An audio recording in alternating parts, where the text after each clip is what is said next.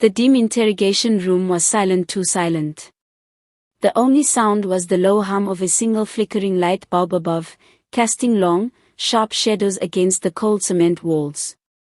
General Bheki Mkhwanazi stood motionless on one side of the table, his stern gaze fixed on the man seated across from him, the alleged killer of former Minister Nathi Mthethwa. The air between them was thick with tension, the kind that comes before a storm. The suspect, a man whose identity was still being withheld from the press, sat slouched in his chair, wrists cuffed to the table. His eyes darted nervously toward Mkhwanazi, then down to the floor. Sweat beaded on his forehead. The general didn't move. He didn't need to. His reputation alone was enough to break the toughest of men. "You have 12 hours, Mkhwanazi said coldly, his deep voice slicing through the silence. 12 hours to speak the truth, or you'll never get another chance." What had begun as a diplomatic tragedy in Paris had quickly transformed into one of South Africa's most complex and politically charged murder investigations. Mthethwa's sudden death during a government trip had first been blamed on a medical emergency. But leaks from within the intelligence community hinted otherwise. There was foul play, and someone powerful wanted it buried. Now, face to face with the man believed to have pulled the trigger, Mkhwanazi was determined to uncover the truth. But this was no ordinary interrogation. This was personal. Mkhwanazi and Mthethwa had shared a complicated history, political allies once, then rivals within the ruling party's inner circle. But above all, there had been mutual respect. And now, as the general studied the trembling suspect, he wasn't just searching for answers. He was seeking justice for a man whose death had shaken the very foundations of the ANC. The suspect finally spoke, his voice weak but defiant. "You don't understand, General. I wasn't supposed to kill him. I was only following orders." Mkhwanazi's expression didn't change. "Whose orders?" he asked. No answer. Just the sound of a chair scraping against the floor as the suspect shifted uncomfortably. Mkhwanazi leaned forward, eyes locked onto the man's. "You think you're protecting someone," he said quietly.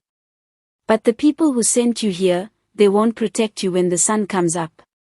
They'll erase you." The suspect's composure cracked. His hands trembled, his breathing quickened. The general pressed on, step by step, stripping away every layer of fear, guilt, and loyalty until the truth began to bleed through. The room grew hotter, the seconds ticking away like a countdown to confession. As dawn crept closer, the man's story began to unfold, a tangled web of money, deceit, and political betrayal that led to Paris. He spoke of a covert meeting, of coded instructions delivered through encrypted phones, of a promise that once Mthethwa was handled, he'd be rewarded and sent abroad with a new identity. But something had gone wrong. The accident was never meant to be discovered.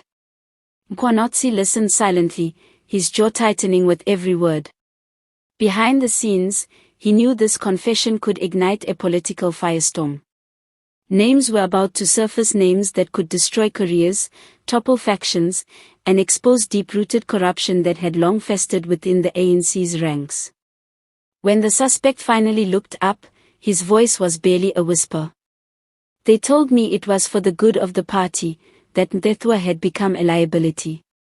The general stood tall, his eyes narrowing as the weight of those words settled in the room. "The good of the party," he repeated slowly. "No. You murdered a man for power." He turned to his team waiting behind the glass, signaling for the recording to stop. The confession had been captured.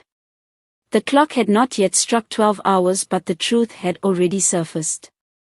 As the door closed behind him, Mkhwanazi paused for a brief moment, staring at the rising sun through the narrow window. Justice, he knew, was only beginning. There were still names to confront, files to uncover, and powerful figures to expose. For the first time in years, General Mkhwanazi wasn't just leading an investigation, he was declaring war on the very corruption that had claimed one of their own.